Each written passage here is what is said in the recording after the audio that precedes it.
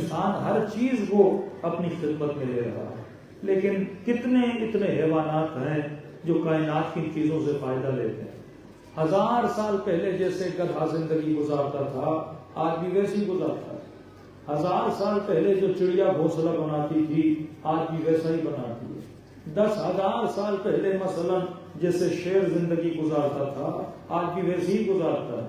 یہ نہیں کہ 10,000 ایئرز اگو جو شیر زندگی گزارتا تھا بہت مثلا اولڈ مائنڈڈ تھا یا زندگی میں کوئی ترقی نہیں تھی، لیکن آج کا شیر مثلا بڑی لگژری لائف اسٹائل میں زندگی گزارتا ہے۔ وہی جنگل، وہی زمین، وہی سورج، وہی شکار، اسی طریقے سے وہ زندگی گزار رہا ہے۔ لیکن انسان جو 1000 سال پہلے تھا آج ویسا لباس نہیں ہے۔ 1000 سال پہلے جو فیسلٹیز نہیں تھیں آج وہ انسان کے پاس موجود ہیں۔ شاید اس زمانے میں آسٹریلیا تک آنے کے لیے انسان کو کئی مہینے لگ جاتے تھے، لیکن آج آپ ایک جہاز پہ بیٹھتے ہو 10-11 گھنٹے میں، 15 گھنٹے میں اتنی طویل مسافت کو آپ طے کر دیتے ہو۔ اس زمانے میں لوگ کشتیوں پہ حج پہ جاتے تھے، یہ پتہ نہیں ہوتا تھا کہ جناب جا رہے ہیں واپس بھی آئیں گے کہ نہیں آئیں گے۔ رسول خدا کے والد گرامی کا واقعہ، سفر پہ جاتے ہیں، سفر میں ہی زندگی چلی جاتی ہے۔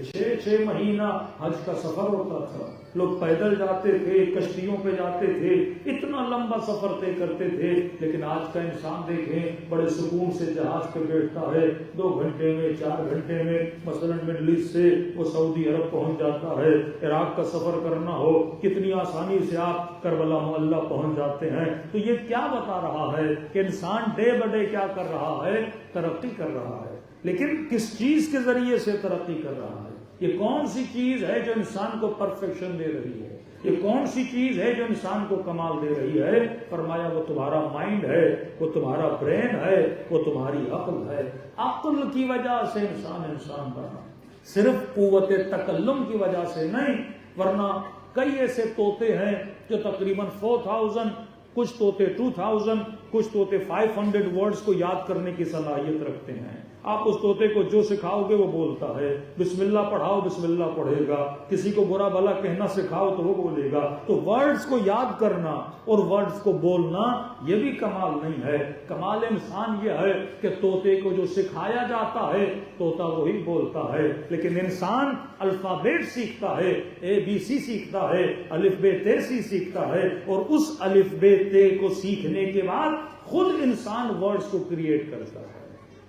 طوطا 1 گھنٹے کی تقریر نہیں کر سکتا، آدھا گھنٹہ اس کی کریشن نہیں ہے، لیکن مثلا اگر میں ممبر پر بیٹھ کر آپ سے باتیں کر رہا ہوں تو یہ میرے مائنڈ کی کریشن ہے کہ میں ورڈز کو بنا رہا ہوں اور اسی ٹائم بنا رہا ہوں۔ یہ نہیں کہ انسان رٹا لگا کہ آپ کے سامنے کوئی باتیں کرے، یہیں پہ آپ کوئی سوال کرو گے آپ کو ایک جواب ملے گا، یا آپ سن رہے ہو، آپ جو الفاظ آپ کے ذہن میں جا رہے ہیں، جو آپ اپنی تھنکنگ سے سوچ رہے ہو اور الفاظ کے ذریعے سے تصویروں کو بنا رہے ہو، یہ ساری کس کی کریشن ہے؟ آپ کے مائنڈ کی کریشن ہے۔ تو فرمایا انسان ہے اپنے برین کی وجہ سے، انسان ہے اپنے عقل کی وجہ سے۔ اب اس عقل کو بچانے کے لیے خدا نے شریعت کا راستہ بنایا ہے۔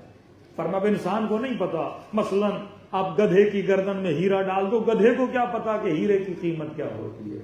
اب بچے کے ہاتھ میں سونا دے دو، بچے کو کیا پتا کہ سونا کیا ہوتا ہے؟ اسی طرح خدا نے عظیم ترین قیمتی ترین چیز انسان کو دی، جس کا نام کیا تھا؟ عقل تھا، جس کا نام کیا تھا؟ برین تھا۔ اب فرمایا عقل کی حفاظت کے لیے میں تجھے ایک اور چیز دے رہا ہوں، اور اس کا نام ہے شریعت۔ شریعت حفاظت کرتی ہے عقل کی۔ اے انسان تجھے حدود الہی میں رہنا سکھا رہا ہوں، اگر عقل کو بلندیوں تک لے جانا چاہتے ہو تو شریعت کے راستوں پہ چلو۔ اب مثلا اسلام میں شراب حرام ہے، شراب کس کو نقصان دیتی ہے؟ انسان کے برین کو نقصان دیتی ہے۔ شراب کس کو نقصان دیتی ہے؟ انسان کی سوچ کو نقصان دیتی ہے۔ شراب کس کو نقصان دیتی ہے؟ انسان کی فکر کو نقصان دیتی ہے۔ مثلا ایک سفر ہم انگلینڈ کی طرف گئے تھے، گلاسکو سٹی میں، تو ہم نے کیا دیکھا، ایک ہوٹل میں مجلس کے لیے رکے تو انہوں نے ہوٹل بک کیا۔ اب جب ہوٹل میں انٹری ہوئی ہماری تو ہم نے کیا دیکھا کہ بڑے بڑے سوٹ پینٹ ٹائی وائی لگا کے ایسے لگ رہا تھا کوئی پروفیسر ہے، کوئی بہت بڑا بزنس مین ہے، کوئی بہت بڑا ٹائکون ہے، بڑے بڑے قسم کے لوگ تھے۔ میں نے کہا بڑا رش ہے آج، کہہ رہے مولانا آج ان کی محفل ہے۔ ہم مجلس پہ چلے گئے، رات کے 12:30 1 بجے پھر دوبارہ ہمارا ہوٹل پہ جانا ہوا۔ اب وہی لوگ جو بڑے تمیز، بڑے سویلائز، بڑے مہذب، بڑے بہترین کپڑے پہنے ہوئے بڑے ادب سے سر آپ آئیے آپ بیٹھیے باتیں کر رہے تھے. اب اسی ہوٹل میں کیا دیکھا, کوئی لوبی پہ گرا ہوا ہے, کوئی زمین پہ گرا ہوا ہے, کوئی صوفے پہ گرا ہوا ہے. میں نے کہا ان کو کیا ہوا؟ کہ مولانا یہ شراب پی پی کے ٹن ہو کے زمین پہ پڑے ہوئے ہیں, اب صبح تک ان کی یہی حالت ہوگی. یعنی انسان اپنی کرامت کو کھو بیٹھے, اپنے وقار کو کھو بیٹھے, اپنے علم کو کھو بیٹھے, یہ پتا بھی نہ لگے کہ میں کہاں ہوں, اور صبح جب اٹھتے ہیں ان کو یاد بھی نہیں کہ رات ہم کہاں پر تھے. کسی کے کپڑے گندے ہو جاتے ہیں, کوئی الٹیاں کر رہا ہوتا ہے, کسی کی نجاست میں کپڑے ہو جاتے ہیں. مطلب جو شرافت انسانی تھی, جو کرامت انسانی تھی, انسان اس کو بھول جاتا ہے. نشے کی حالت میں کس کے ساتھ رشتہ بنا رہا ہے اسے یہ بھی پتا نہیں ہوتا, کس کو کیا بول رہا ہے اسے یہ بھی پتا نہیں ہوتا. اگر اس عالم میں اس کی ریکارڈنگ کی جائے اور جب ہوش میں آ جائے اس کی ریکارڈنگ کو دکھایا جائے تو یہ اپنے آپ سے بھی شرمندہ ہوتا ہے کہ میں نشے میں کیا کہہ رہا تھا,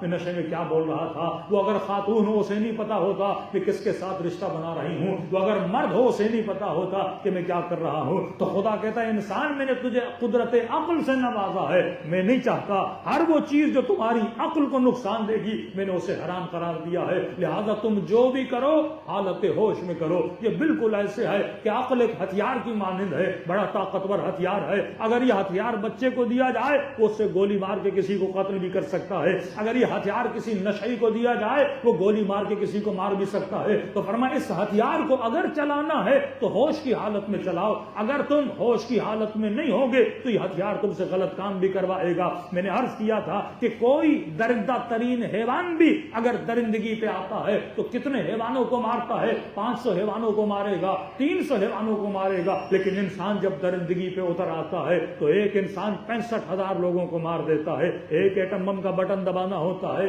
ایک انسان 95,000 لوگوں کو مار دیتا ہے, ایک بٹن کا دبانا ہوتا ہے. تو انسان جب ہوش کو کھو بیٹھتا ہے تو کمپلیٹ درندہ بن جاتا ہے. کبھی اللہ کی آواز آتی ہے کہ اے انسان جب تو درجہ انسانیت سے گرتا ہے تو حیوان بن جاتا ہے. پھر اللہ کہتا ہے نہیں نہیں حیوان نہیں بلکہ حیوان سے بدتر بن جاتا ہے, کیونکہ میں نے حیوان کو وہ طاقت نہیں دی جو میں نے تجھے طاقت دی ہے. تو عقل ایک ہتھیار ہے, اس ہتھیار کو چلانا کون سکھائے گا؟ پروردگار عالم سکھائے گا. اور یہ مہینہ ماہ مبارک رمضان اسی ہتھیار کو چلانے کی ٹریننگ کا مہینہ ہے. کہ انسان سنو, عقل ایک کنٹرول کا نام ہے. اب کئی مومنین کہتے ہیں مولانا عقل واقعا ہے کیا جو خدا نے انسان کو دیا ہے, حیوان کو نہیں دیا. اب شہوت آپ کے اندر بھی ہے, شہوت ایک گدھے کے اندر بھی ہے, کھانے کی خواہش آپ کے اندر بھی ہے, کھانے کی خواہش ایک حیوان کے اندر بھی ہے, نکاح کی خواہش شہوت کی خواہش حیوان کے اندر بھی ہے, آپ کے اندر بھی ہے. کسی نے کہا مولانا حیوان کے نکاح میں اور انسان کے نکاح میں فرق کیا ہوتا ہے؟ میں نے کہا فرق یہ ہے کہ انسان جب نکاح کرتا ہے تو بیچ میں مولوی ہوتا ہے, لیکن حیوان جب تعلق بناتا ہے تو بیچ میں کوئی مولوی نہیں ہوتا. مولوی کا مطلب یہ ہے کہ جب آپ کوئی رشتہ بناتے ہو تو بیچ میں اللہ کو لاتے ہو. کہ خدا جو لذت لے رہا ہوں تمہاری پرمیشن سے لے رہا ہوں, لیکن حیوان کو کسی کی پرمیشن لینے کی ضرورت نہیں پڑتی, جہاں دل آیا وہ منہ لگا لیتا ہے. لیکن انسان کھانا کھانے سے پہلے بھی سوچتا ہے کہ حلال کھا رہا ہوں یا حرام کھا رہا ہوں. نگاہ اٹھانے سے پہلے سوچتا ہے کہ نگاہ کسی اپنے پہ جا رہی ہے یا غیر پہ جا رہی ہے. زبان سے جملہ ادا کرنے سے پہلے سوچتا ہے یہ جو لفظ بول رہا ہوں میں کسی کے دل کو ہرٹ تو نہیں کر رہا, میں کسی کو نقصان تو نہیں دے رہا, میں کسی کی غیبت تو نہیں کر رہا, میں کسی کا گھر تو تباہ نہیں کر رہا, میری زبان سے نکلے ہوئے جملوں سے میرا خدا تو ناراض نہیں ہو رہا. تو انسان وہ ہوتا ہے جو سوچ کے بولتا ہے, حیوان سوچ کے کام نہیں کرتا. تو فرق انسان اور فرق حیوان یہی عقل ہے کہ جو حدود میں زندگی گزارتا ہے, جو قانون کے اندر زندگی گزارتا ہے اسے انسان بولا جاتا ہے, اور جو قانون کو توڑتا ہے اسے حیوان بولا جاتا ہے. صلوات پڑھے محمد و آل محمد پر. اب عقل کو سمجھانے کے لیے ایک تھوڑی سی مثال دوں. عقل عربک ورڈ ہے. اب عقل کو سمجھنے کے لیے تھوڑا سا آپ کو عربی سے آشنائیت کا ہونا ضروری ہے. عقل کہاں سے نکلا؟ آپ سعودی عرب یا کسی مڈل ایسٹ کی کنٹری میں جائیں گے تو یہ عرب حضرات جب اپنا لباس پہنتے ہیں تو سر پہ ایک, ہمارے یہاں تو بولتے ہیں ٹائر ٹائپ ایک چیز سر پہ ہوتی ہے, کالی سی رسی ان کے سر پہ ہوتی ہے, جس کو عرب اقال بولتا ہے. عقل اقال, اس کو اقال کیوں بولتے ہیں عرب؟ اصلاً یہ عرب اپنے سر پہ وہ چفیاں یا جو کپڑا رکھنے کے بعد یہ ایک رسی کیوں رکھتے ہیں اوپر؟ تو جب آپ عربوں کی ہسٹری میں جاؤ گے تو پچھلے زمانوں میں جو عرب کی سواری تھی وہ اونٹ تھا. تو سمجھے اونٹ آج کا جیسے پراڈو اور لینڈ کروزر ہے، یہ عرب کا لینڈ کروزر تھا اونٹ. تو آج کوئی ایسا مومن ہے کہ جس کے پاس گاڑی ہو پر گاڑی کی چابی جیب میں نہ ہو؟ یہ کوئی عام سی بات ہے کہ اگر آپ کے پاس گاڑی ہے تو ہر مومن کے جیب میں گاڑی کی چابی بھی ہے. تو اونٹ کی جو چابی تھی یہ اقال تھا جو ان کے سر پر ہے. کس طرح جب وہ اونٹ پہ بیٹھتے تھے، کسی جگہ پہ کھانا کھانا ہوا، عبادت کرنی ہوئی، کسی سے بات کرنی ہوئی، خیمے میں رات کو سونا ہوا، تو اونٹ کو ہر عرب اپنے سر پہ ایک رسی رکھتا تھا، اور جب رکتا تھا تو اس رسی کو اپنے سر سے اتارتا تھا، اور اونٹ کے جب گھٹنا ہوتا تھا اس پہ یہ رسی باندھ دیتا تھا، تاکہ اگر میں ایک رات رکوں، 4 گھنٹے رکوں تو اونٹ بھاگ کے نہ جائے. تو یہ سمجھو اس کے اونٹ کی چابی تھی کہ جہاں اترا اور اس نے اس رسی کو کیا کر دیا، اونٹ کے پاؤں میں باندھ دیا. صبح پھر چلنا ہوا تو رسی کو کھول دیا، رسی کو اپنے سر پہ رکھ دیا تاکہ رسی گم نہ ہو، اور پھر چل پڑے. پھر قضائے حاجت ہوئی، کہیں پہ واشروم جانا ہوا تو پھر اونٹ کو بٹھایا، پھر رسی سے باندھ دیا، پھر واپس آیا، رسی کو اتارا اور سر پہ رکھا اور آگے چل پڑا. اس کو کہتے تھے اقال. اقال کا مطلب یہ ہے کہ وہ چیز جس کے ذریعے سے گرہ لگائی جائے، کسی چیز کو باندھا جائے، گرہ لگانے کو اقال بولتے ہیں.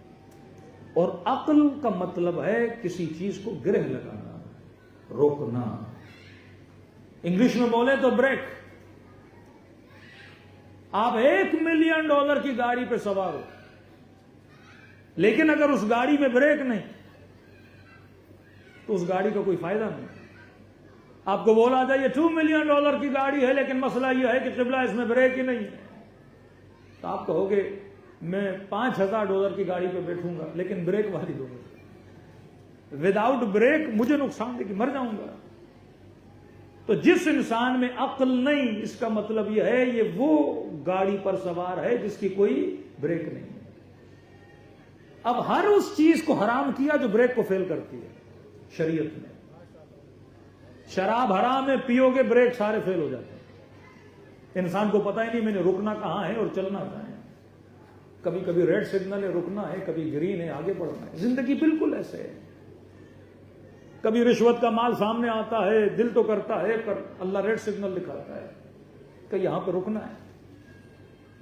کبھی کبھی گرین ہوتا ہے آگے بڑھنا ہے. اب یہ میں نے بریک لگانا کہاں پر ہے، اسے کہتے ہیں حرام. شریعت نے جو حرام کیا مطلب یہاں پہ بریک لگاؤ. الغیبت واشد من الزنا، غیبت زنا سے بدتر ہے. فرمایا یہاں پہ بریک لگاؤ. دل تو کر رہا ہے کسی کی برائی کرو پر اپنی زبان پہ کیا لگاؤ، بریک لگاؤ. ہمارے نانا مرحوم کہتے تھے اگر ایک کمرے میں 2 خواتین کو بند کر دیا جائے اور یہ اس دن بات نہ کریں تو یہ کائنات کا سب سے بڑا معجزہ ہے. مجلس میں بھی خواتین آئیں، وہاں بھی بات کرتی رہیں. بھئی باتوں کے لیے گھر اللہ نے دیا ہے، ٹیلی فون اللہ نے دیا ہے، واٹس ایپ اللہ نے دیا ہے، انسٹاگرام اللہ نے دیا ہے. یار اتنے ذریعے ہیں.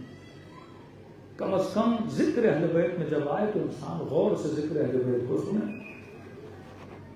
الغیبت اشد من الزنا. وہ سوسائٹیز تباہ ہو برباد ہو جاتی ہیں جن میں غیبت ہوتی ہے. میں UK میں ایک سوسائٹی کی وزٹ کے لیے گیا، وہ کیتھولک کرسچنز کی سوسائٹی تھی. تو میں نے کسی مومن سے اظہار کیا، میں نے کہا میری خواہش ہے کہ ایک ایسی شیعہ سوسائٹی ہو جو واقعاً پریکٹیکلی شیعہ سوسائٹی ہو، صرف بلڈنگز شیعہ نہ ہو. جس طرح ہمارے پاکستان میں شیعہ سوسائٹیز ہیں، بلڈنگز ہیں، کہ مولانا مثلاً کراچی میں انچولی ہے شیعہ رہتے ہیں، یا کوئٹہ چلے جائیں تو علمدار روڈ پہ شیعہ رہتے ہیں، یا مثلاً کراچی میں رضویہ ہے وہاں پہ شیعہ رہتے ہیں. تو میں نے کہا شیعہ بلڈنگز ہیں، اور بلڈنگز کے اندر شیعہ سوسائٹی کا مطلب یہ کہ جب آپ کسی شیعہ سوسائٹی میں جاؤ تو آپ کو فیل ہو کہ آپ ایک اسلامک سویلائزیشن کے اندر داخل ہوئے. وہاں کی صفائی بتائے کہ یہ شیعہ سوسائٹی ہے، وہاں کے بچوں کا ادب، وہاں کی عورتوں کا حجاب بتائے. UK سے ایک مومن کیا کہتے ہیں مولانا ایسی سوسائٹی میں کیا بڑا پارک بنایا ہوا تھا، صبح 7 بجے جاؤں ایک بندہ نہیں ملتا مجھے پارک میں. اب سمجھنے پارک انہوں نے بنائے کس کے لیے؟ نہ کوئی ورزش کرتا ہے، نہ کوئی اسپورٹ کرتا ہے، نہ کوئی نکلتا ہے. تو مطلب یہ شیعہ سوسائٹی نہیں ہے، وہ تہذیب امیر المومنین، کہ ہمارے سفرے لگے تو پتہ لگے کھانوں سے کہ یہ شیعہ سوسائٹی ہے. ہم سفرے پر بھی بیٹھتے ہیں تو شیعہ نہیں ہوتے. ہمارا شیعہ ہونا صرف مجلس میں ہوتا ہے. حالانکہ کھانا بھی تو ویسا ہونا چاہیے نا جیسا امیر المومنین نے بولا ہے. لباس بھی تو ویسا ہونا چاہیے نا جیسا امیر المومنین نے بولا ہے. گھر میں چھوٹے بڑے کی تربیت، اس کا ادب، اس کا اخلاق بھی ویسا ہونا چاہیے نا. پھر کہ مولانا انگریز اتنا ہم سے زیادہ جیتے ہیں، مسلمان جلدی مر جاتے ہیں. میں نے کہا کیوں نہیں مریں گے؟ جو پکوڑے کھا کھا کے بڑے ہوں تو مریں گے، تو کیا نہیں کریں گے؟ جو اہل بیت علیہ الصلوۃ والسلام نے کھانے کے آداب بتائے، پانی پینے کے آداب بتائے، کتنا کھانا کھانا یہ بھی بتایا، پیٹ میں کتنی جگہ ہو کھانے کو چھوڑنا ہے وہ بھی بتایا. اور عجیب رپورٹ آئی کہ حالانکہ رمضان میں اتنی ڈائٹ ہو کہ صبح سے شام تک بندہ بھوک میں رہے تو اس کی عمر بڑھنی چاہیے، لیکن ایک مسلم ملک کی رپورٹ آئی کہ سب سے زیادہ اموات ماہ مبارک رمضان میں ہوتی ہے. تو کہا مولانا کیونکہ مبارک مہینہ ہے خدا اسی لیے سب سے زیادہ بلاتا ہے. میں نے کہا نہیں، اللہ نے جو ٹریننگ دی ہے کہ تم نے ڈائٹ کرنی ہے، پیٹ پہ کنٹرول کرنا ہے، وہ سارا کنٹرول جو افطاری میں ٹوٹتا ہے. اللہ والا فری، جو مہینہ کھانا نہ کھانے کا مہینہ تھا اس میں کھا کھا کے بندہ مر جاتا ہے.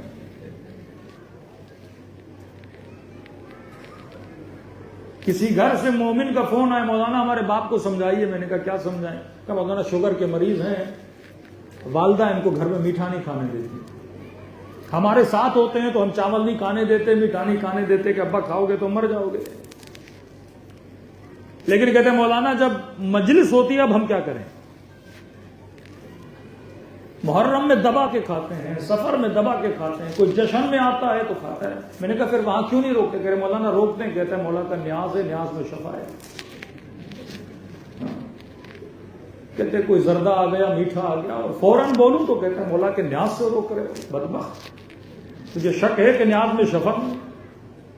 اب کہتا ہے خوب پیالے بھر بھر کے کھاتے ہیں، آپ اسے سمجھائیے. میں نے کہا ہم مولوی ہم بولیں تو اوپر سے پاکستان میں تو بولیں گے مولانا ہوتا ہی مقصر ہے، یہ تو اہل بیت کی شان گھٹانے والے ہیں. میں نے صرف ایک بات کی، میں نے کہا اللہ نے عقل دی ہے، عقل کا مطلب ہے بریک.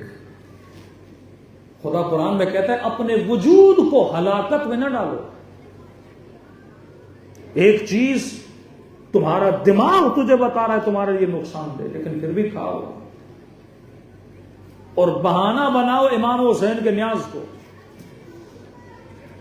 میں نے کہا مجھے ایک روایت دکھاؤ جس میں اہل بیت نے یہ بولا ہو کہ تم 2 پیالے کھاؤ گے تو شفا دیں گے. یہ کہیں پہ لکھا ہے 2 پلیٹیں کھاؤ گے تو شفا ملے گی. میں نے کہا اگر شفا ہے تو نیاز کے چاول کے دانے میں بھی شفا ہے، اگر شفا نہیں ہے تو 2 پلیٹوں میں بھی نہیں ہے. خاک شفا جب بولتے ہو، کربلا کی مٹی شفا ہے. کہیں پہ ملتا ہے روایات میں کہ پوری سجدہ کھاؤ تو شفا ملے گی؟ ساری روایات میں یہ ہے کہ ذرہ خاک امام حسین سے اٹھاؤ اور شفا کی نیت سے پانی میں ملا کے پیو تو خدا کیا دے گا؟ شفا دے گا. الاعمال بالنیات. میں اپنے نفس کی حاجت کو پورا کرنے کے لیے بہانہ بناؤں اہل بیت کا کہ آنکھوں دیکھا واقعہ 40 میں مومن ہمارے ساتھ تھا، پورے راستے منع کرتے رہے بندے خدا شوگر اور بی پی کے مریضوں نہ کھاؤ اتنا. کہا مولانا شفا لینے آیا، اب شفا کھانے سے ملتی ہے. جس بھی موقع پہ رکتا ڈٹ کے کھاتا. بی پی کبھی آئے پھر انسولین کی سوئیاں لگا رہا ہے، پھر گولیاں کھا رہا ہے، اور کھا کھا کے بیمار ہوا، ہاسپٹل ایڈمٹ ہوا نجف میں اور مومن دنیا سے چلا گیا. رشتہ دار بڑے خوش کہ کربلا جا کے دنیا سے چلا گیا. میں نے کہا کھا کھا کے مرا ہے. امام حسین مروانے کے لیے کربلا نہیں بلاتے. جس طرح تمہارا دل ہے کہ تمہارے بچے لمبی زندگی جئیں، اسی طرح امام حسین کا دل بھی ہے. زیادہ زندگی کرو گے، زیادہ اچھی نیکیاں کرو گے، اعمال دو گے. پھر کیوں دعائیں ہیں کہ اے خدا مجھے لمبی زندگی عطا کر؟ پھر کیوں دعا ہے کہ خدایا مجھے امراض سے اور بیماریوں سے شفا دے؟ پھر کیوں دعا ہے کہ اے خدا مجھے رزق حلال اور رزق کثیر عطا فرما؟ ابو بصیر جب میرے 5ویں یا 4تھے امام کے پاس آئے، نبی کا بوڑھا ترین صحابی، تو میرے امام نے کہا کہ بتا زندگی کیسی گزر رہی ہے. اب وہ سمجھ رہا تھا کہ میں معرفت کے مراتب کی بلندیوں پر کہ بتا اب کیسی زندگی گزر رہی ہے. کہنے لگا مولا بیماری صحت سے زیادہ اچھی لگنے لگی ہے، مولا فقیری امیری سے زیادہ اچھی لگنے لگی. اور پھر کہتا ہے میرے مولا کہ مولا آپ کیا بولتے ہیں، آپ کے لیے زندگی کیسی ہے؟ امام فرماتے ہیں ہم تمہاری طرح نہیں سوچتے. کہ مولا کیا مطلب؟ فرما اگر اسے فقیری پسند ہے تو ہمیں فقیری پسند ہے، اگر اسے امیری پسند ہے تو ہمیں امیری پسند ہے، اگر اسے صحت پسند ہے تو ہم صحت کے عاشق ہیں، اگر اسے بیماری پسند ہے تو ہمیں بیماری. رضا رضا و تسلیما لامر، اے خدا ہم تیری رضا پہ راضی ہیں. ہمیں یہ بولا گیا کہ اچھے سے اچھا مانگو. ربنا آتنا فی الدنیا حسنہ وفی الآخرۃ حسنہ. یہ بھی ایک طرح کی خودکشی ہے کہ انسان عقل کے ہوتے ہوئے اپنی صحت کا خیال نہ رکھے، عقل کے ہوتے ہوئے اپنے وجود کا خیال نہ رکھے. ہم نے بس یہ سمجھ لیا کہ اللہ نے 5 وقت کی نماز واجب کی ہے تو یہ واجب ہے، باقی چیزیں مجھ پہ واجب نہیں. بندے خدا اگر عقل حکم دیتی ہے کہ تمہارے لیے چیز نقصان دہ ہے تو وہ شرعاً حرام ہے، اور حکم عقل ہے کہ یہ چیز تمہارے لیے فائدہ مند ہے تو وہ شرعاً تمہارے اوپر واجب ہے. اب ہر چیز تو خدا نے نہیں بتانی، اتنا بڑا ہتھیار خدا نے دے دیا جس کا نام عقل تھا. اب اللہ نے کہا شاید یہ بندے خدا 5 وقت کی نماز بھی واجب نہ کرتا تو یہ شاید کمپلیٹلی خدا کو بھول جاتا. کم از کم دن میں 17 منٹ مصلے پر آئے، اس سے یاد تو رہے کہ میرا بنانے والا کون ہے، میرا خالق و مالک کون ہے. جس طرح آج انگریز خدا کو بھول چکے ہیں، کہیں ایسا نہ ہو کہ مسلمان بھی رب کو بھول جائے. تو سب سے بڑی طاقت جو خدا نے انسان کو دی وہ کیا تھی؟ طاقت عقل تھی.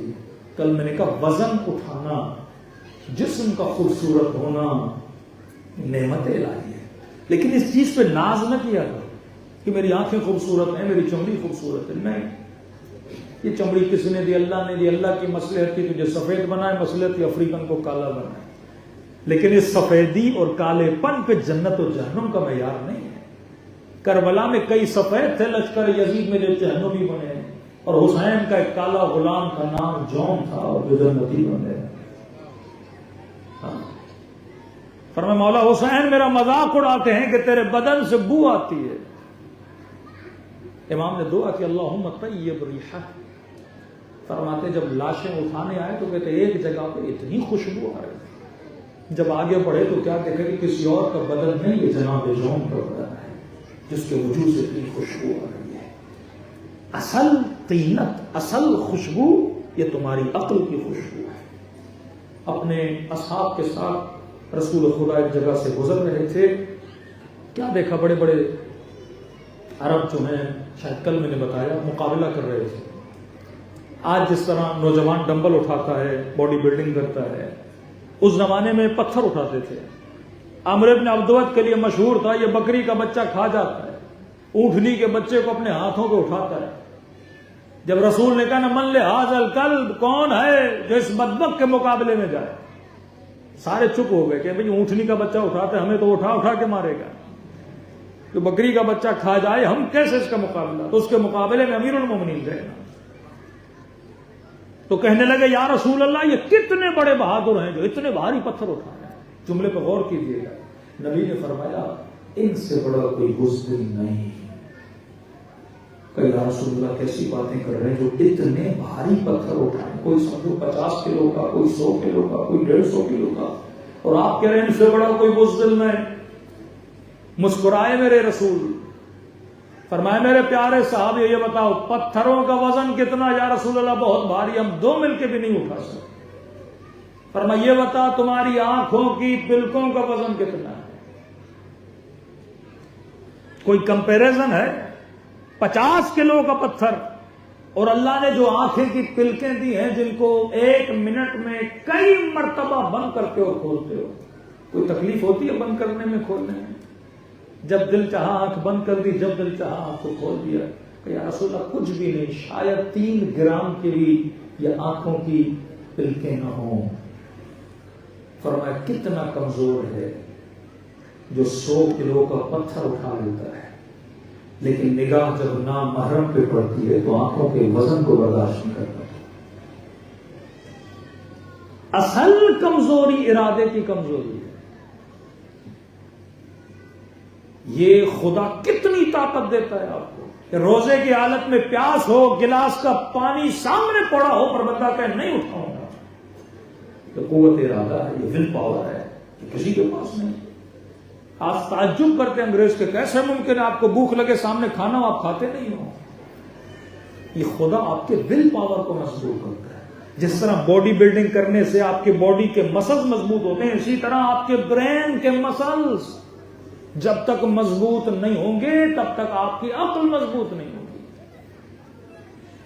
غصہ گدھے میں بھی ہے، غصہ گھوڑے میں بھی ہے، غصہ شیر میں بھی ہے، غصہ اور پاور آف اینگر حیوان میں، انسان میں بھی ہے. لیکن میں نے اپنے اینگر کو کنٹرول کیسے کرنا ہے کہ اینگر مینجمنٹ یہ انسان کے پاس ہے. اگر حیوان کو پتھر مارو وہ بھونکنا شروع کر دیتا ہے. لیکن فرمائے جوان، جب تمہارا باپ تمہیں تھپڑ مارے تم بھی جواب دے سکتے ہو، طاقت میں اس سے زیادہ ہو، جوان ہو. لیکن کہ وَلَا تَقُولُوا لَهُمَا أُفٍّ، یہ دیکھنا کہ جس نے تھپڑ مارا ہے وہ کون ہے. باپ ہے تو خاموشی اختیار کرو. کوئی یزید جیسا ظالم ہے تو ہاتھ کو کاٹ کے رکھ دو. پتا ہو کہ میں نے اینگر کو کہاں یوز کرنا ہے. اینگر بری چیز نہیں ہے، بہت بڑا پاور ہے.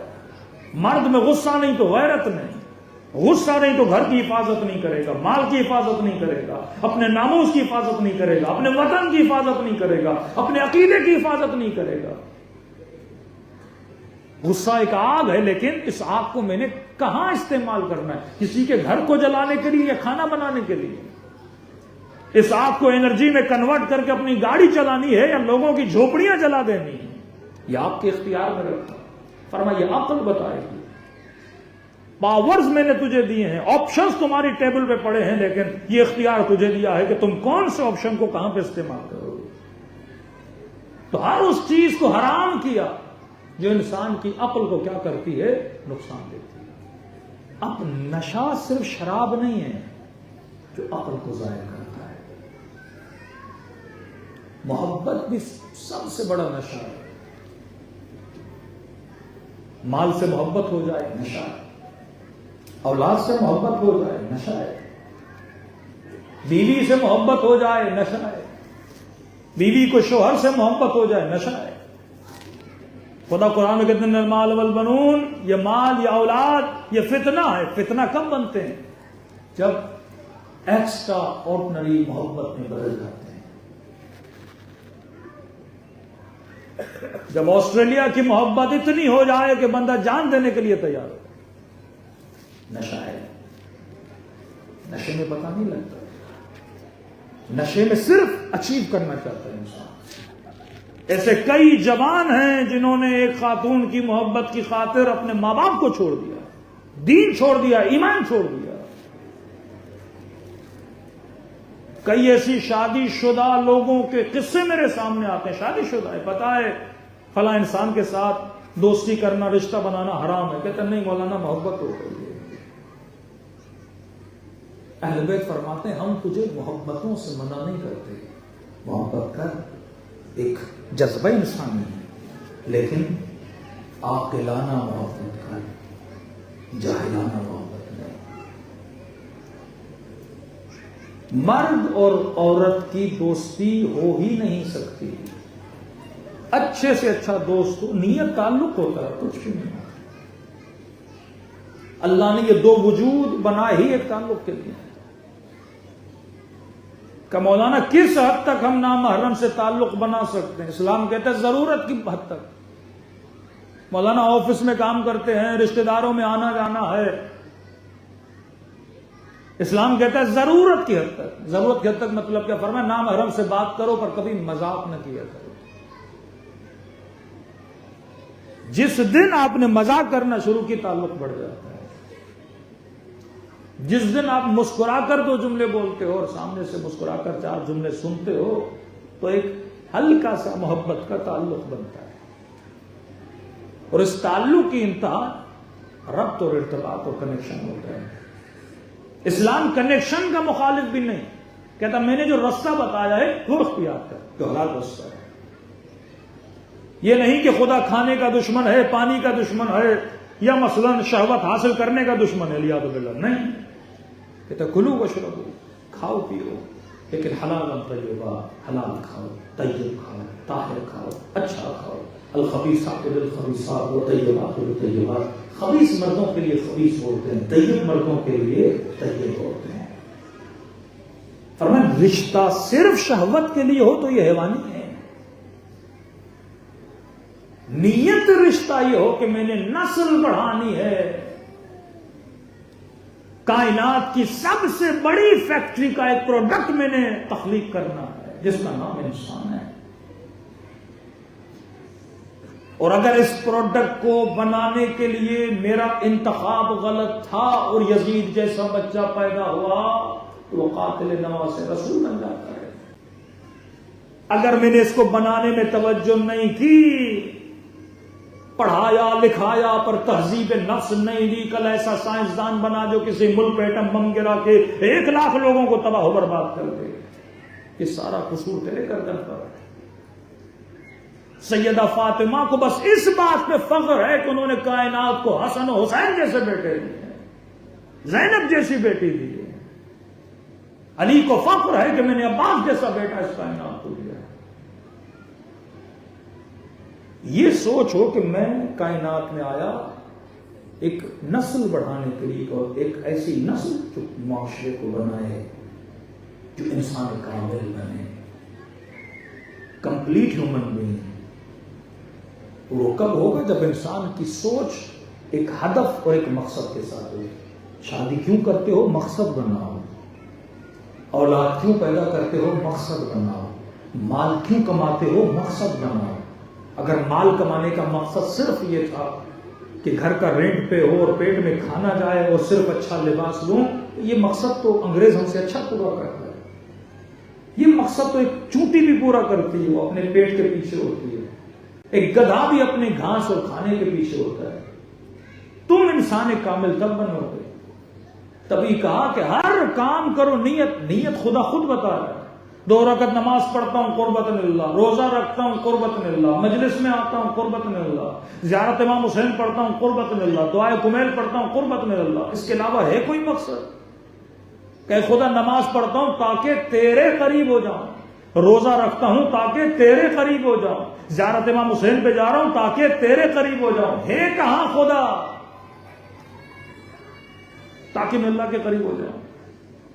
آپ بولو گے مولانا یہ گلاس آپ کے قریب ہے، میرا ڈسٹنس گلاس کے ساتھ بہت کم ہے، آپ کا ڈسٹنس زیادہ ہے، تو میں قریب ہوں. خدا کہاں ہے؟ کسی جگہ پر ہے کہ میں سفر کر کے جاؤں؟ اللہ جسم نہیں رکھتا. جب جسم نہیں رکھتا تو یہاں قرب سے مراد قرب مکانی نہیں ہے، ڈسٹنس آف پلیس نہیں ہے کہ خدا کہیں پہ بیٹھا ہو. مثلا خدا مکے میں ہے، وہاں جاؤں گا تو قریب ہو جاؤں گا. مثلا خدا آسٹریلیا میں نہیں ہے، نہیں. وَأَيْنَمَا تُوَلُّوا فَثَمَّ وَجْهُ اللَّهِ. کہا جہاں ڈھونڈ رہے ہو وہاں خدا نہیں ہے، خدا تیرے اندر ہے.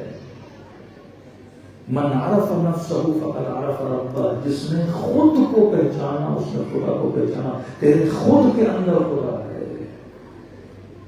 جب وہ کہتا ہے نفخت من روحی، جب اس نطفے سے مضغہ بنا، علقہ بنا، ہڈیوں پہ گوشت چڑھایا، جب 4 مہینے کے بچے کا وجود کمپلیٹ ہو گیا، اس وقت کہتا میں نے تیرے وجود کے اندر اپنی گویا سانسوں سے سانس پھونک دیے. یہ روح نفخہ الہی ہے، تیرے اندر اللہ کی نشانیاں ہیں، تو خدا کی صفات کا حامل ہے. یہ فطرت پاک جو خدا نے آپ کو دی ہے کہ آج میں مجمع سے سوال کرتا ہوں کہ اس مجمع میں کوئی ایسا بندہ ہے جسے سخی اچھا نہ لگے؟ کہ کس اسکول میں آپ نے پڑھا، کس ماں نے آپ کو سکھایا، کس باپ نے آپ کو سکھایا؟ انگریز کا بچہ ہو، یہودی کا بچہ ہو، ہندو کا بچہ ہو، مسلم کا بچہ ہو، اور مسلمان میں جتنے فرقے ہیں ان سب کے بچے ہوں، سب سے پوچھو کہ سخی اچھا ہے یا برا؟ سب کہیں کہ مولانا سخی اچھا ہوتا ہے. چاہے بندہ خود کنجوس ہو لیکن کہتا ہے سخی اچھا ہوتا ہے.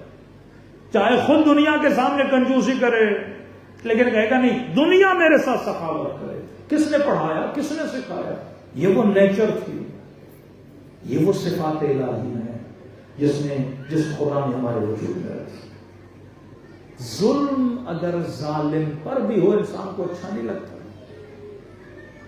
کسی نے آپ کے ساتھ زیادتی کی ہو نا, اس کے ساتھ بھی ظلم ہو نا, کوئی بروٹل ظلم ہو, آپ برداشت نہیں کرتے ہو.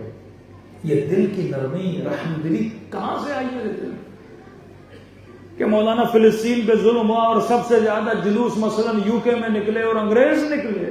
انگریزوں کا کیا جائے مسلمانوں سے؟ مسئلہ مسلم غیر مسلم کا نہیں, انسانیت کا ہے. امام حسین کا جملہ یاد رکھنا, فرمائے اگر مسلمان نہیں آزاد بنو. اگر تمہاری نظروں میں حسین مسلمان نہیں بھی ہے, یہ کہاں کی انسانیت ہے کہ 6 مہینے کے بچے کا پانی تم بند کرو. مرد آزاد بنو, حر بنو. حریت کو کیا ہوا؟ انسان کسی مکتب کا بھی نہ ہو. ظلم کس کو اچھا لگتا ہے؟ گلے کا کٹنا, بچوں کو مارنا, عزتوں کو پامال کرنا, کسی انسان کو بھوک میں مرنے دینا, کس کو اچھا لگتا ہے؟ جو بھی دیکھے گا روئے گا. ایک ڈرامہ, ایک مووی انسان دیکھتا ہے, پتا بھی ہوتا ہے کہ سین فیک ہے, مارنے والا مرنے والا ایکٹنگ کر رہا ہے, کچھ ریئل نہیں ہے. لیکن آپ نے دیکھا ہوگا ہماری مائیں بہنیں اتنا روتی ہیں جیسے ایکٹر مر ہی گیا بیچارہ. یہ رونا فطرت ہے. ظلم جعلی بھی ہو, نقلی بھی ہو, لیکن آپ کو اچھا, یہ اللہ نے آپ کی فطرت میں رکھا ہے. فطرت اللہ فطر الناس جميعا. جس فطرت کے مطابق خدا نے ہر انسان کو بنایا. اب فرمایا اسی فطرت کی طرف رجوع کرو, خدا تجھے لے جائے گا. قرب الہی, یہ پانی کا گلاس ہے, میں ایسے بھی پی سکتا ہوں, لیکن نیت کروں خدایا پانی پی رہا ہوں, قربۃ اللہ کر سکتا ہوں, نیت کر سکتا ہوں. یہی پانی کا پینا میرے لیے ثواب بن جائے گا. کیسے؟ خدا پانی پی رہا ہوں تاکہ تیرے قریب ہو جاؤں. کیسے قریب ہوگا؟ اے خدا پانی پیوں گا, بدن میں طاقت آئے گی, تیری راہ میں عبادت کروں گا, مجاہدت کروں گا, پانی پینے عبادت ہوگی. کھانا کھا رہا ہوں, اے خدا قربت اللہ, کھانا کھاؤں بدن میں طاقت آئے تاکہ تیری راہ میں قائم ہو سکوں, کھڑا ہو سکوں, ثابت قدم رہ سکوں. خدایا تنومن طاقتور بدن ہوگا تو امام زمانہ کی بھی مدد کر پاؤں گا. اے خدایا شادی کر رہا ہوں قربتاً اللہ, تاکہ ایک ہی نسل کو بڑا کروں, ایسی تربیت دوں اپنی نسل کو تاکہ مرنے کے بعد ایک نیک اولاد میرے لیے کام آ سکے. مر جاؤ گے فاتحہ کون پڑھے گا؟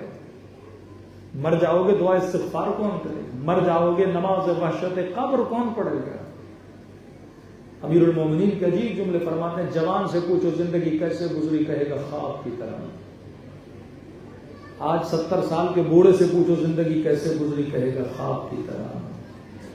فرمایا جو زندگی خواب کی طرح گزر جائے اس زندگی کے لیے اپنی ابدی زندگی کو تباہ و برباد نہیں کیا. پھر ایک چھوٹی سی ٹچی مثال دے رہا ہوں آپ کو. آپ جب کسی بوڑھے آدمی کو دیکھتے ہو نا, آپ کو لگتا ہے 70 سال کا ہے, 80 سال کا, بہت بوڑھا ہو گیا. لیکن اس بوڑھے سے پوچھو کہ آپ بوڑھے ہوئے ہو, انٹرنلی کسی کی فیلنگ نہیں ہوتی میں بوڑھا ہو گیا. آج آپ 30 سال کے ہو, جب آپ 10 سال کے تھے تو آپ کوئی ڈفرنس فیل کرتے ہو کہ مثلا 10 سال کا تھا تو میں 10 کا تھا, ابھی 30 کا ہوگا. اندر سے لگتا ہے میں وہی ہوں جو میں 20 سال کا تھا, جو میں 10 کا تھا. جب سے ہوش اور حواس آیا میں وہی ہوں. یہ چینجنگز اپلائی ہو رہی ہیں ہماری باڈی پہ ہو رہی ہیں. کبھی بال جھڑ جاتے ہیں, کبھی گھٹنوں میں تکلیف آتی ہے, کبھی کھال پہ جھریاں پڑ جاتی ہیں, لیکن اندر سے میں وہی ہوں جو میں بچپن میں تھا. اس کا مطلب یہ ہے جسم بوڑھا ہوتا ہے, روح بوڑھی نہیں. آپ کی جو انر فیلنگ ہوتی ہے نا, آپ کو لگتا ہے میں وہی ہوں. کبھی انٹرنلی کوئی انسان فیل نہیں کرتا میں بوڑھا ہو گیا, قطعاً کوئی نہیں کرتا. ہاں خود کو آئینے میں دیکھتا ہے تو فیل کرتا ہے کہ میں, بلکہ فیل کرواتا ہے کہ میں کیا ہو گیا ہوں, بوڑھا ہو گیا ہوں. جسم فرسودہ ہو جاتا ہے, اس میں ایک دن چلے جانا, لیکن روح ہمیشہ جوان رہتی ہے, کیونکہ روح کا تعلق مٹیریلسٹ ورلڈ سے نہیں ہے. روح کا تعلق عالم ارواح سے ہے, اور جو چیز عالم ارواح سے, اس میں بوڑھا ہونا ہی نہیں ہے. بوڑھا مادہ ہوتا ہے، مٹیریل ہوتا ہے. کسی جوان نے کہا مولانا موت سے بڑا خوف آتا ہے کہ یہ پاسبل نہیں تھا کہ ہم مرتے نہ، ایسا ہی وقت آتا اور اللہ کہتا ٹائم ٹو ٹرانسفر، اور ایک مشین ہوتی اور ہم سیدھا اوپر ہی چلے جاتے ہیں. میں نے کہا سائنٹیفکلی امپاسبل ہے. اب ہم رہتے ہیں اس کائنات میں، زمین ایک چھوٹا سا گولا جہاں پہ مٹیریل ورلڈ ہے، وہ ہم رہ رہے ہیں. بھائی جنت بھی تو اسی کائنات میں کہیں نہ کہیں ہے نا. جس حور، غلما، باغ، دودھ کی نہریں، شہد کی نہریں، پھلوں اور پودوں کی خدا باتیں کرتا ہے، وہ کہیں نہ کہیں تو ایگزسٹ کرتے ہیں نا اسی کائنات میں. جہنم بھی اسی کائنات میں کہیں نہ کہیں ہے، جنت بھی اسی کائنات میں کہیں نہ کہیں.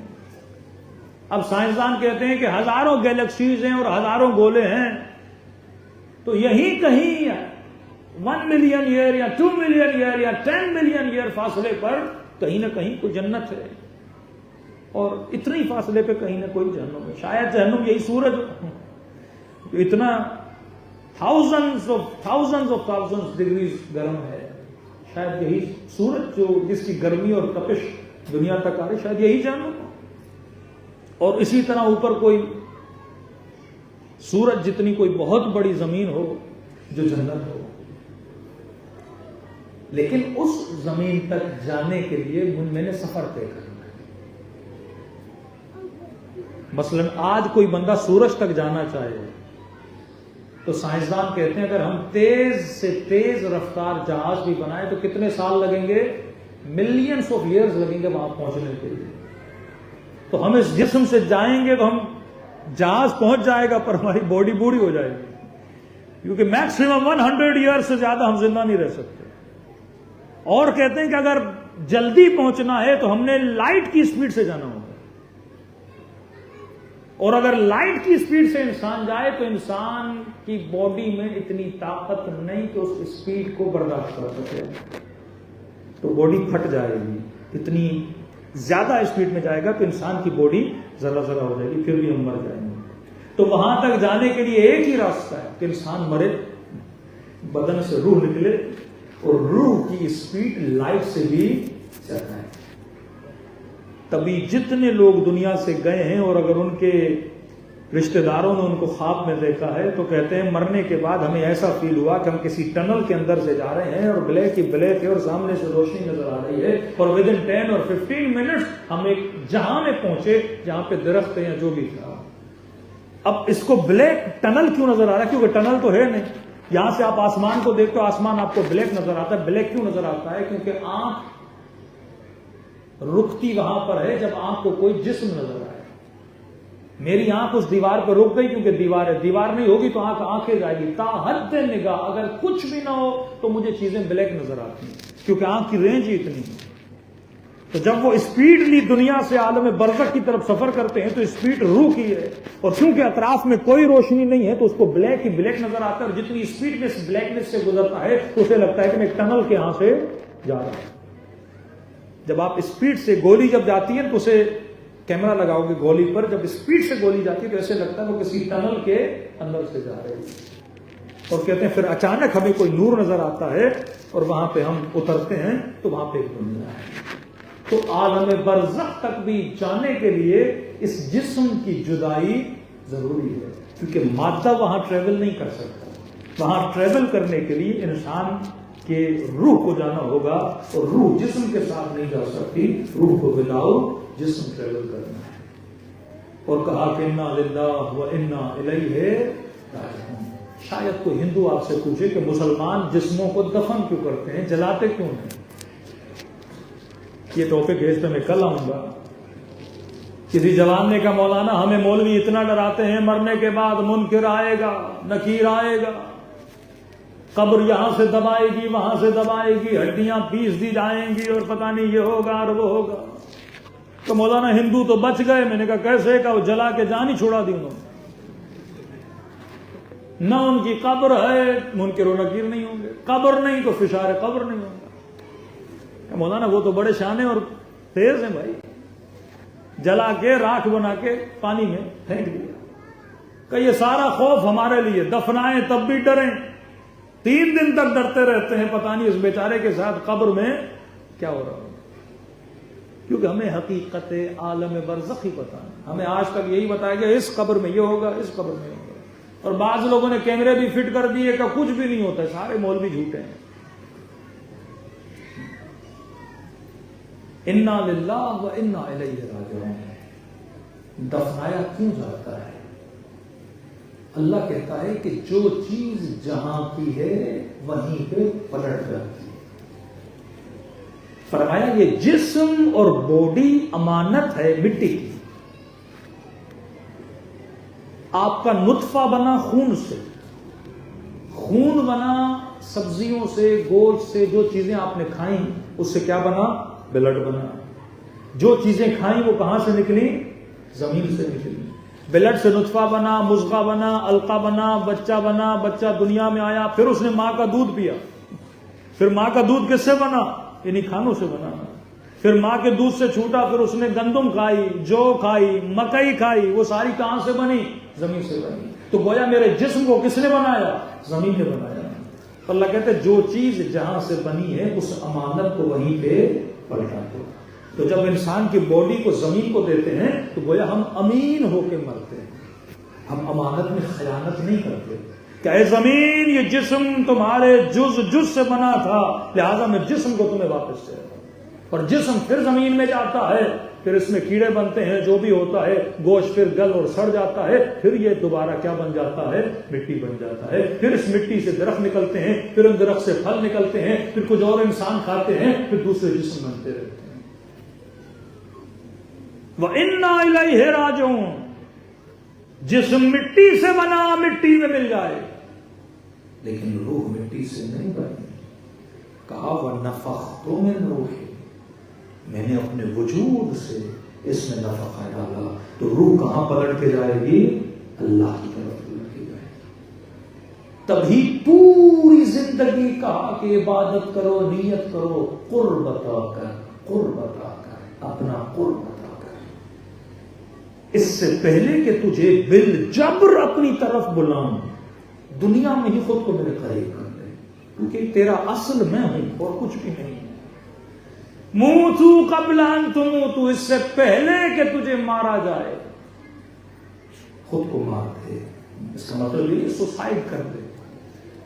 مطلب اپنے نفس کو یہ سمجھا کہ تمہاری ذات ہے ہی خدا میں فنا ہونے کے لیے، تم آیا ہی اس کی عبادت کے لیے. یہ پوری کائنات سمجھو ایک ڈرامہ ہے اور کچھ بھی نہیں ہے. ایک خواب و خیال ہے اور کچھ بھی نہیں ہے. یہ وہم ہے کہ تو یہ کرے گا وہ ہو جائے گا، جبکہ تجھے اپنے کل کا پتہ نہیں. ایک اٹیک سے ودن سیکنڈ سے انسان چلا جاتا ہے، ایک ایکسیڈنٹ سے انسان چلا جاتا ہے. تب امیر المومنین فرماتے ہیں ہاسپٹل جایا کرو تاکہ صحت کی قدر ہو، قبرستان جایا کرو تاکہ زندگی کی قدر ہو، جھوپڑیوں میں فقیروں کے ساتھ بیٹھا کرو تاکہ جو اللہ نے دولت دی ہے اس کی قدر ہو. ان شکرتم لازیدنکم وان کفرتم وان عذابی لشدید. شکریہ کرو گے تو بڑا بڑا کر دوں گا، کفران نعمت کرو گے تو میرا عذاب بڑا شدید ہے. تو طریقہ تفکر الساعہ، ایک لمحے کا سوچنا 70 سال کی عبادت سے افضل ہے. میرے عزیز، ہر نشہ جو انسان کو خدا سے دور کرے وہ نشہ انسان کے لیے قاتل محض ہے. بہترین نشہ تو عاقلانہ نشہ، عبادت کا نشہ، ذکر خدا کا نشہ، اللہ کی اطاعت کا نشہ. اس سے میں کل آؤں گا کہ محبت کس حد تک کریں اولاد سے، محبت کس حد تک کریں اپنی ازواج سے، محبت کس حد تک کریں. کیونکہ اگر پیسے سے محبت نہ ہو تو بندہ کمائے گا نہیں، اولاد سے محبت نہ ہو تو اولاد کے لیے محنت نہیں کرے، آسٹریلیا سے محبت نہ ہو تو یہاں تک آتا نہیں. محبت بھی ضروری ہے لیکن کس حد تک محبت ضروری ہے؟ محبت اگر لمٹس کو کراس کر لیں تو حرام ہے، لیکن اگر اللہ کی حدود میں رہے. محبت جب خدا کی محبت کے مقابلے میں، محبت جب حسین کی محبت کے مقابلے میں. امام نے کہا ابن سعد، رے کی حکومت کی گندم کا دانہ بھی تجھے نصیب نہیں. ابن صاحب کے شعر پڑھ کے کہتا ہے حسین صحیح کہتے ہیں، اگر آپ کے پیچھے آؤں گا جنت ملے گی، آپ کے نانا راضی ہیں، لیکن کہتا ہے کہ حسین رہ کی حکومت کہاں بول رہے، اس کی محبت میرے دل میں زیادہ ہے۔ جب اولاد کی محبت سے زیادہ حسین کی محبت ہو، پھر جناب قاسم شہید ہوتے۔ جناب قاسم کا واقعہ ایک کرسچن خاتون نے پڑھا، بڑی دردناک شہادت ہے حضرت قاسم کی۔ تو اس نے کسی شیعہ عالم سے پوچھا کہ میری سمجھ میں نہیں آتا، آپ شیعہ کہتے ہو کہ کربلا کی مائیں اپنے بچوں سے بہت پیار کرتے ہیں، کہا میں ماں ہوں، ماں جب بچے سے پیار کرتی نا، وہ نہیں چاہتی اس کے وجود پہ تھوڑی سی بھی چونک، پوری رات جاگتی ہے میرا بچہ بچہ۔ کہ قاسم کی ماں کو پتا تھا کہ میرا بیٹا 14 برس کا ہے، اور جب میدان میں بھیجنا تھا تو حضرت عباس فرماتے ہیں ہر خیمے کو چھان مارا لیکن کہیں پہ زرہ نہیں ملی ایسی جو جناب قاسم کے بدن پہ پوری آتی، بدن نہیں سکتا۔ زرہ کیوں پہنتے تھے؟ تاکہ وہ تیر اور نیزہ لگتا تھا تو لوہے کی زرہ ہوتی تھی، اسے روکتی۔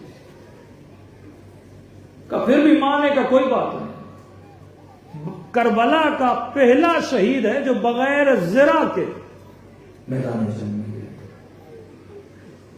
تبھی فرماتے ہیں کہ لاش کے ٹکڑے ٹکڑے ہوئے، امام حسین کو مل نہیں رہے تھے جناب قاسم۔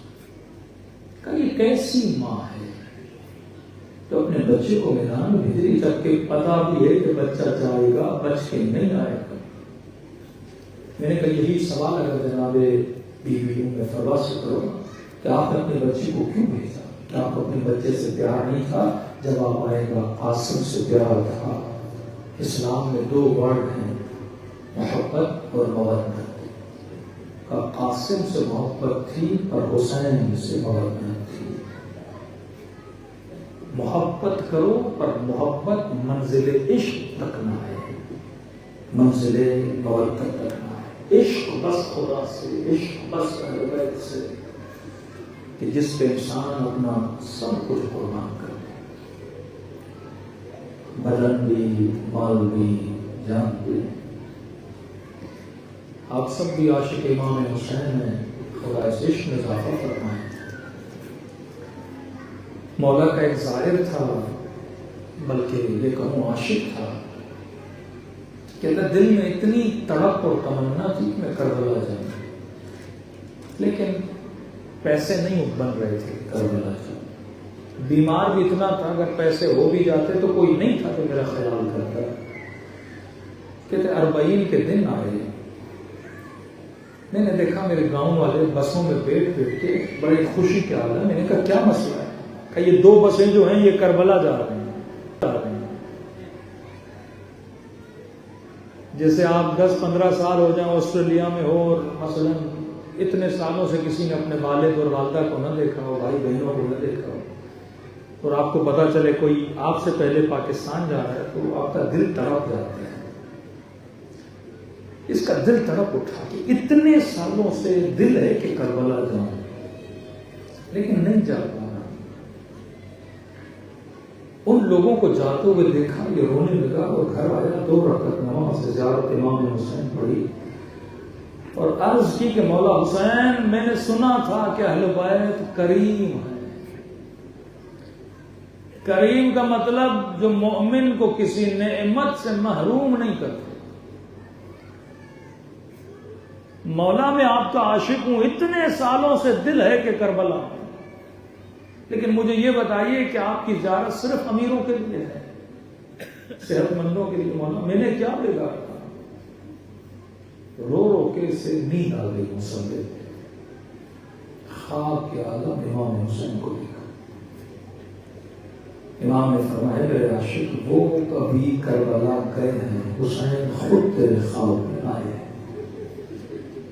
کبھی یہ نہ بولا کرو کہ حسین کریم نہیں ہے۔ کہا وہ میری زری کو دیکھیں گے، تو حسین کے چہرے کو دیکھ رہا ہے، کبھی نہ کہا کرو کہ حسین کریم نہیں ہے۔ کہ وہ چل کے کربلا جا رہے ہیں، میں چل کے خود تیرے پاس آیا ہوں۔ یہ نہ کہا کرو کہ حسین کریم ہے، لیکن سنو،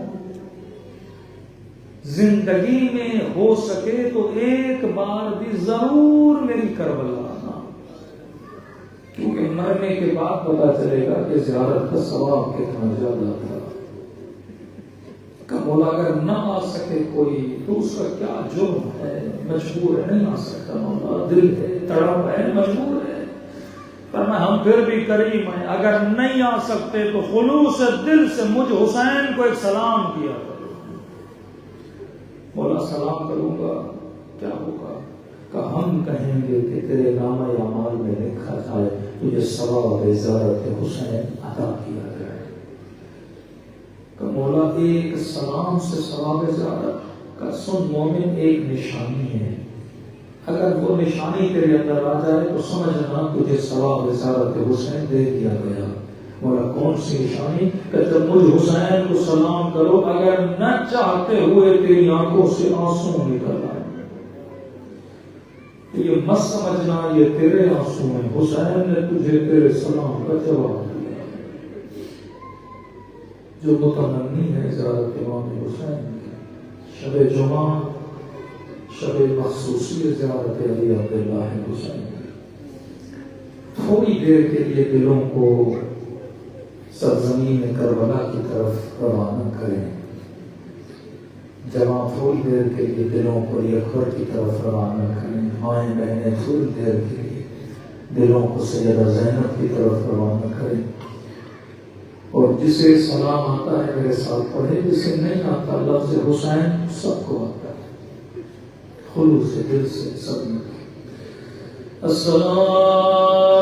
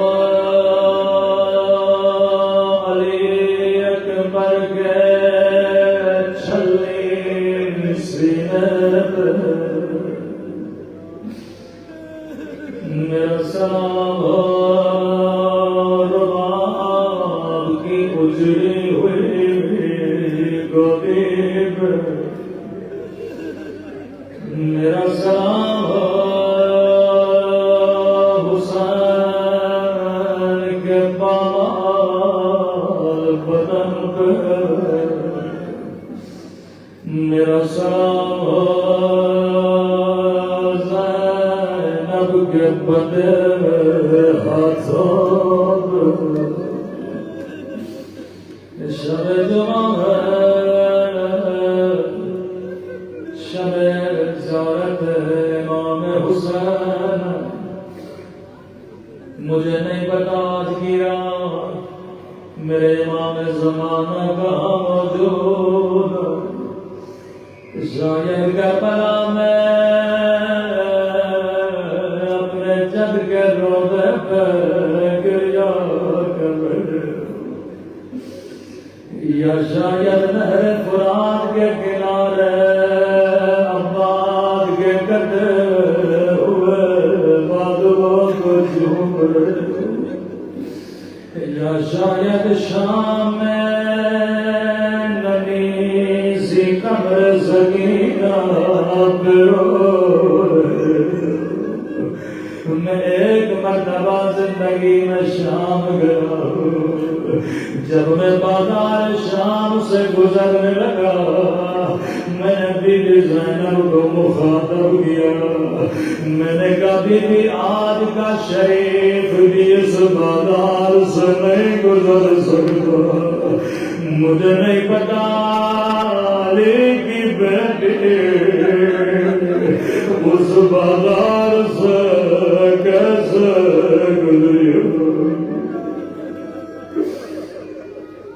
مجھے نہیں بتایا میرے امام زمانہ آج کی رات کہاں پہ موجود لیکن میرا دل گواہی دیتا ہے آج کی رات شاید جنت البقیع میں موجود ٹوٹی ہوئی قبر زہرا پہ موجود کیونکہ میرے نبی کی حدیث ہے مرنے کے بعد بھی اللہ ماں کی دعا کو رد نہیں کرتا شاید ماں کی قبر پہ موجود ہو رو رو کے کہہ رہے ہوں گے اماں زہرا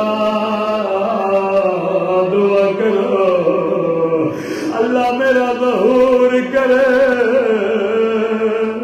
تاکہ میں اس ظالم سے بدلا لوں وہ جس نے آپ کی پسلیاں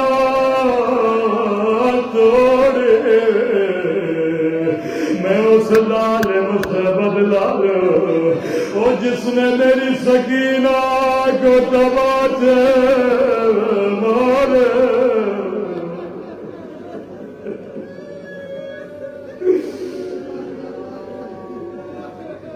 ایک مومن نے امام زمانہ کو خواب میں دیکھا فرمایا مومن جب بھی آنکھوں میں آنسو سب سے پہلے میرے ظہور کے لیے دعا کرنا اللہ میرا ظہور